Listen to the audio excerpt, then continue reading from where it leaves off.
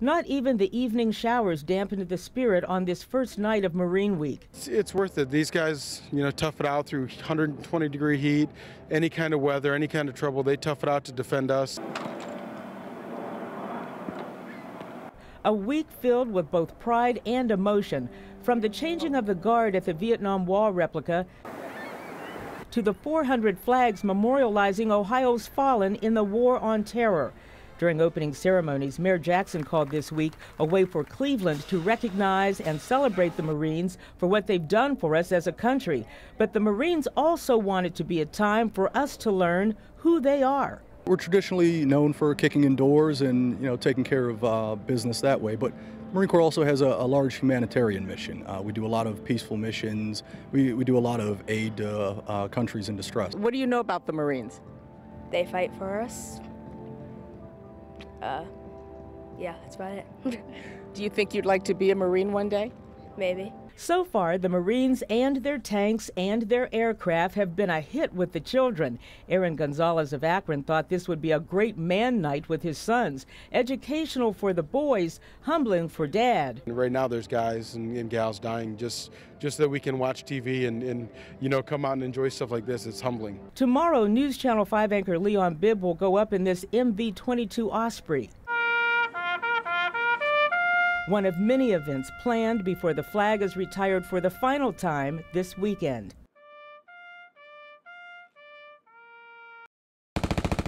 The war in Vietnam, stretching from the mid-1960s, spilling into the 70s.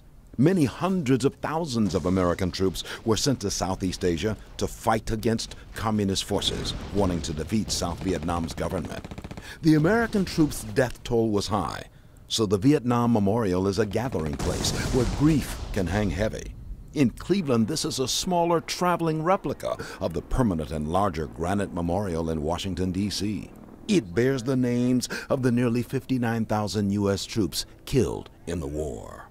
Somebody once wrote that war is hell. Is it? Oh, sure. Sure. It's very interesting. It's scary.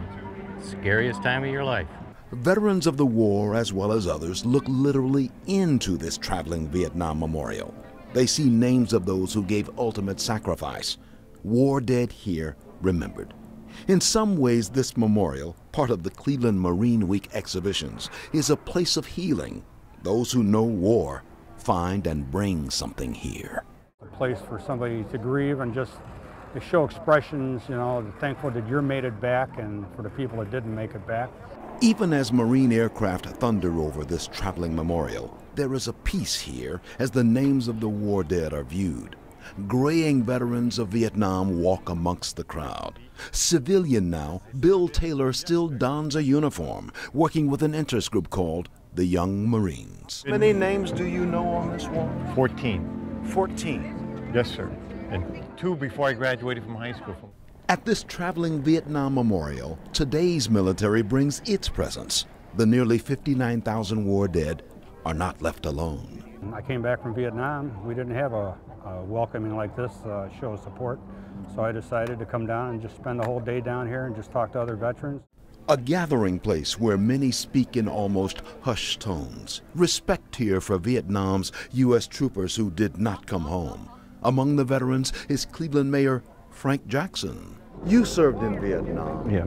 During the war. Right. What are your thoughts, your personal thoughts, as you come to this memorial wall listing the names of the dead? Well, anytime you are part of something, you feel and you remember things because you're part of it.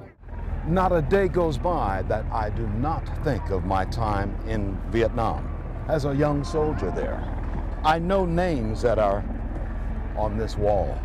One name especially stands out in my memory, the name of a man who died in my unit who was a very good friend. Randall Lee Williams of Sioux Falls, South Dakota. Age 21, killed in action. Not a day goes by that I do not think of Randall Lee Williams, my friend, a comrade in arms who did not come home. For me, if there is a Marine Week centering point, it is at Voinovich Park, where the memorial is on temporary duty.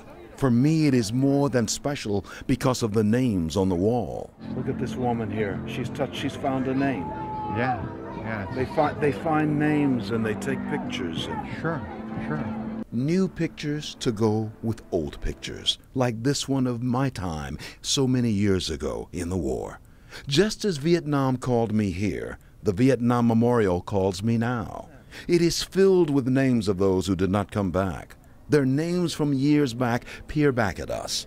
They all represent American service members who each gave a last full measure of devotion to his nation in a years ago war in a faraway place called Vietnam.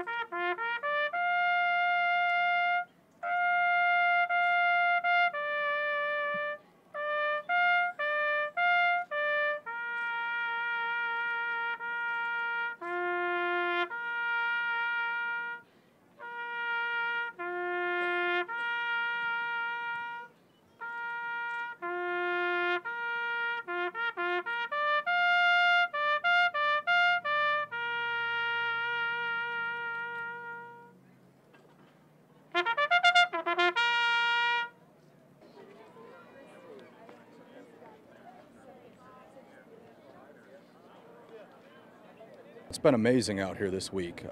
This is actually Friday. We started this on Monday, and we were here from 8 o'clock in the morning until 10 o'clock every evening. It's amazing. There are thousands of people coming through here every day.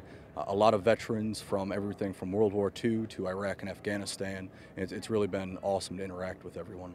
We're hearing a lot of different stories from, again, a lot of the veterans, experiences they've had, which is amazing for us to actually hear, the Marines that have gone before us and, understand the legacy that we're continuing on. And then from the civilians that come out, the things that they never knew about the Marine Corps and that they've actually learned since they've been out here. It's really been a great event this week.